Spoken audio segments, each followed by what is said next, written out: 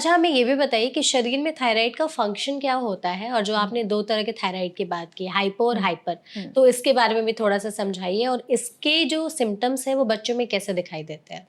So basically thyroid जो एक gland है, हुँ, वो हमारे शरीर में गर्दन में नेक पे सामने की तरफ होता है। वो दिखने में एक बटरफ्लाई शेप का होता है और इसके बहुत सारे काम हैं। ठीक है। छोटा सा ग्लैंड होता है मगर थायराइड हार्मोन हमारे शरीर के ऑलमोस्ट हर फंक्शन को अफेक्ट करता है।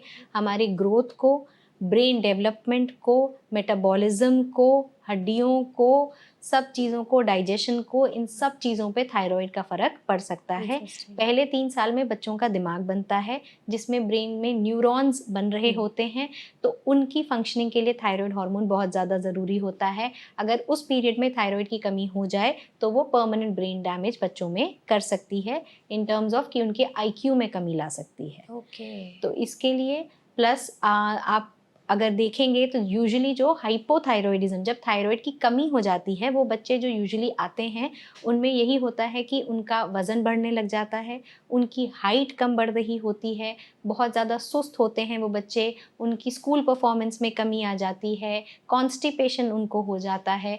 तो हर बॉडी का सिस्टम स्लो हो जाता है थायराइड हार्मोन की कमी की वजह से। जिसको हम क्या बोलते हैं? हाइपोथायरॉयडिज्म, हाइपोथायरायडिज़्म। थायराइड की कमी। ठीक है। दूसरा उसका ऑपोजिट है कि अगर आपका थायराइड ओवर फंक्शन कर हुँ, रहा हो, ज़्यादा। थायराइड हार्मोन का एक्सेस हो जाए, तो उसमें फिर उल्टा हो जाता है। हुँ, हुँ। उसमें बच्चा आता है आपके पास कि उसका वज़न गिरता चला जा रहा है, उसको बहुत ज़्यादा गर्मी लगती है, उसको लूज़ मोशंस हो रहे होते हैं या वो बहुत ज़्यादा एंग्ज़ियस रहता है। कई बच्चों में आपने देखा होगा कि आँखें थोड़ी बाहर उभर के आ जाती हैं। तो ये सब जो सिम्पटम्स होते हैं, ये हाइपरथायरॉयडिज़्म के सिम्पटम्स होते हैं। ओके।